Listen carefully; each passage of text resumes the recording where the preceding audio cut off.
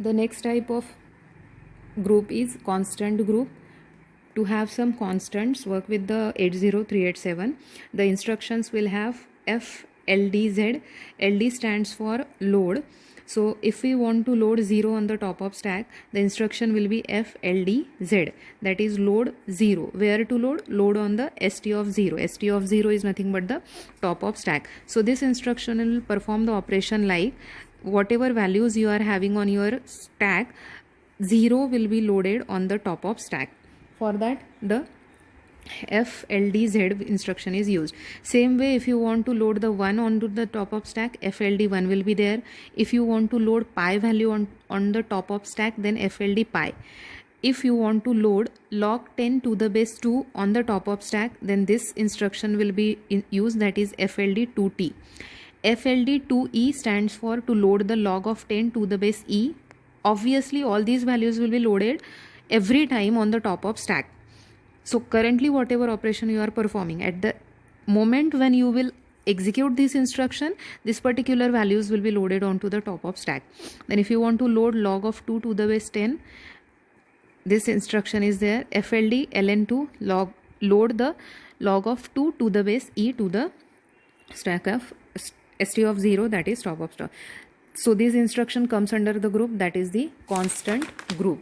The next type of instructions comes, that is called as the processor control instructions. Now these instructions will not perform any kind of operations. Actually it will not perform any type of calculations. This will be used for some of the operations of the 80387. Like what? If we are going to write any program for the coprocessor, the very first task we have to perform, that is to initialize the coprocessor. So for that the instruction will be there which comes under this particular processor control instruction. If you want to enable some interrupts, if you want to disable some interrupts, or if you want to restore or save the states of the 80387, all such kind of instructions will be there in this processor control instructions. So we'll start with the first instruction, that is called as the finit instruction. Finit, that is the initialization. This instruction comes with no operands.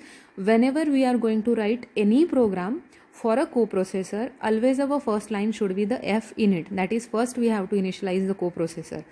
Until and unless we will not initialize the coprocessor, we are not able to write any operation for the coprocessor. The next instruction is FENI, that is the enable the interrupt. Next is DISSI, that is disable the interrupt. FLD CW, that is control word. We have already seen 3 types of registers, that is the control word, status word and the tag word. So if we want to load the control word, obviously we know that load operation always the operand will be source, and for store operation the operation will be always the destination. So load control word, it means load control word. So it will perform the operation like, if this is your stack, it will load whatever the values given in the source operand, the values will be loaded onto the top of stack.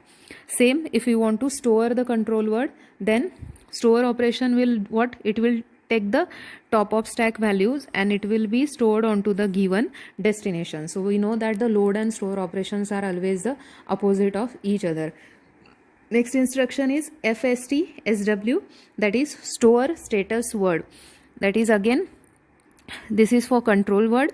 This instruction comes for the status word. Store, that's why destination will be there. The next instruction will be FCLEX, that is if you want to clear some exceptions, then this instruction will be used. Next instruction will be FST-ENV, that is to store the environment.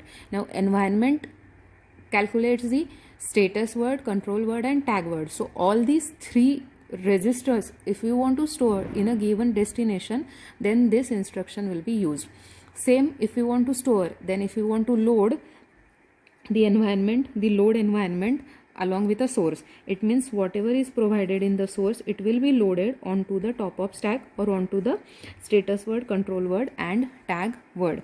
Next instruction is fsave. This instruction comes with one operand, that is the destination. It saves the 80387 state. This state will be saved onto the given destination. Next instruction is opposite of this, that is the FRSTOR, that is the restore state of 80387.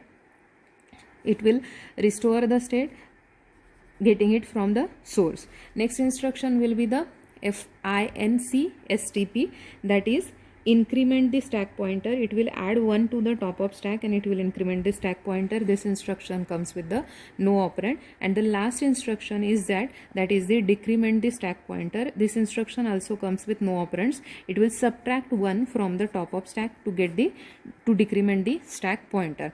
So here ends our sixth group, that is the processor control instruction, and along with this sixth group here ends the topic, that is the instruction set.